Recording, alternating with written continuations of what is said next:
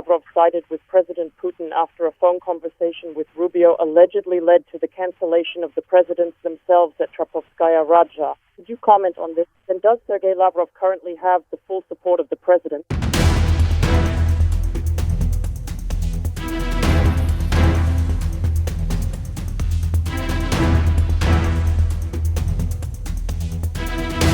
There is nothing true in these reports. Lavrov is working as the Minister of Foreign Affairs, of course.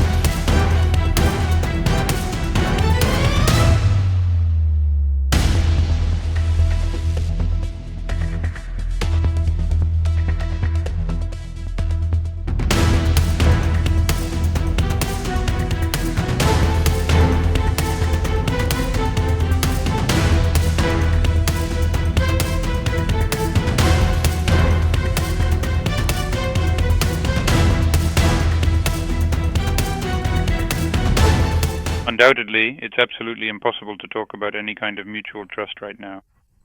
This deficit, or rather the complete lack of it, is obvious. But the main thing currently hindering the settlement process is the pause that has arisen due to the Ukrainian side's unwillingness to pursue a political and diplomatic resolution, and the deliberate provocation of the Kiev regime by European countries and their leaders to continue further hostilities and military actions, which only serve to worsen and deteriorate the already difficult situation for Ukraine with each passing day. The DPRK has launched a ballistic missile, which has caused some concern in the region. And how does Moscow view this? We treat with respect the legitimate right of our friends in the DPRK to ensure their own security, and to take the necessary measures to do so. A pause that complicates the situation around Ukraine, but Trump stated that there are certain shifts, significant progress has been made. Does the Kremlin share this assessment, at least to some extent? I would, at this point, refrain from making any comments here, primarily because we simply do not have any additional details or further information on this particular matter.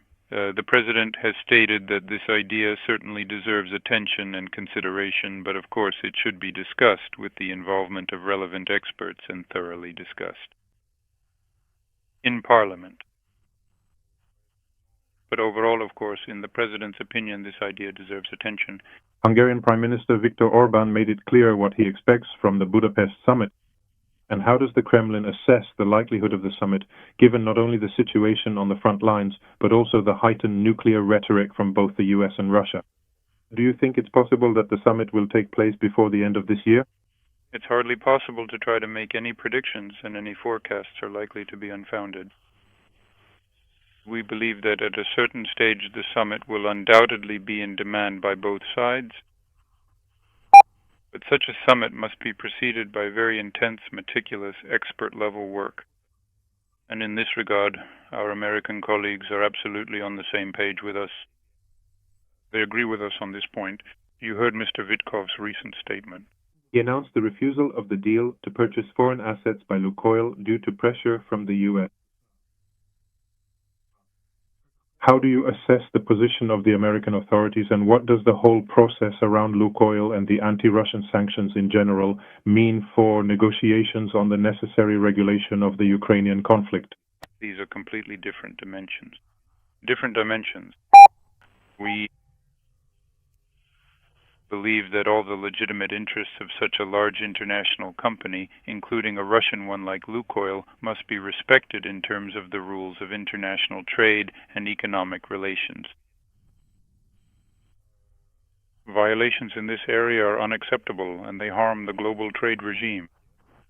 This is a very major player in the global market. And it is reported that Minister Lavrov sided with President Putin after a phone conversation with Rubio allegedly led to the cancellation of the presidents themselves at Trapovskaya Raja. Could you comment on this? And does Sergey Lavrov currently have the full support of the president? There is nothing true in these reports. Lavrov is working as the Minister of Foreign Affairs, of course.